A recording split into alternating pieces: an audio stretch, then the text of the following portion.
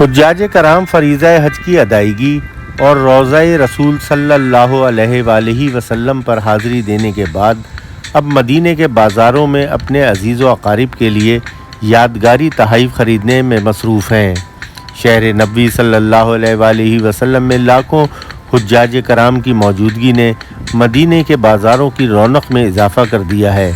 سعودی خبر رساں ادارے SPA کے مطابق حجاج کرام وطن واپسی سے قبل مکہ مکرمہ اور مدینہ منورہ آمد و رفت اور مقامات مقدسہ کی زیارت کی یادوں کو لازوال بنانے کے لیے تحائف کی خریداری میں بہت زیادہ دلچسپی لے رہے ہیں۔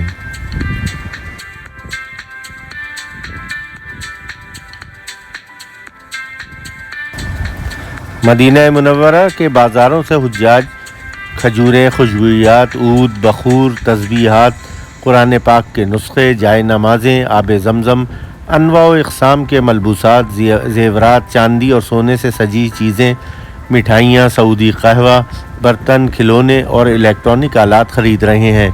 حجاج کی وجہ سے ان دنوں مدینہ منورہ کی دکانوں اور بازاروں کی رونق دوبالا ہو گئی ہے۔ حجاج مدینہ منورہ سے اجوا کھجوریں لینا کبھی فراموش نہیں کرتے۔ مسجد نبوی صلی اللہ علیہ وآلہ وسلم کے اطراف مرکزی علاقے میں رہائش پذیر حجاج آس پاس کی دکانوں اور تجارتی مراکز کا فائدہ اٹھا رہے ہیں۔ بعض حجاج انفرادی طور پر اور کچھ گروپوں کی شکل میں بھی ٹیکسیاں لے کر شاپنگ سینٹر کی جانب نکل رہے ہیں۔ عام طور پر رات کے وقت شاپنگ کا کام زیادہ کیا جاتا ہے۔ ان دنوں مدینہ منورہ میں بہت زیادہ گرمی پڑ رہی ہے۔ بڑے تجارتی مراکز میں لوگ شاپنگ کے ساتھ ساتھ ڈنر بھی کر لیتے ہیں۔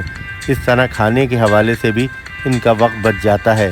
مدینہ منورہ کے بازار مختلف درجے کے سامان سے بھرے پڑے ہیں۔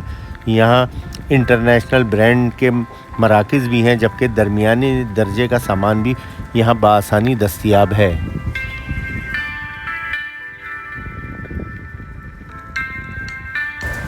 امید ہے ہماری یہ ویڈیو آپ کو پسند آئی ہوگی۔ اگر ایسا ہے تو ہمارے چینل کو سبسکرائب اور ویڈیو کو لائک کرنا مت بھولیے گا۔ ملتے ہیں بہت جلد ایک نئی ویڈیو کے ساتھ۔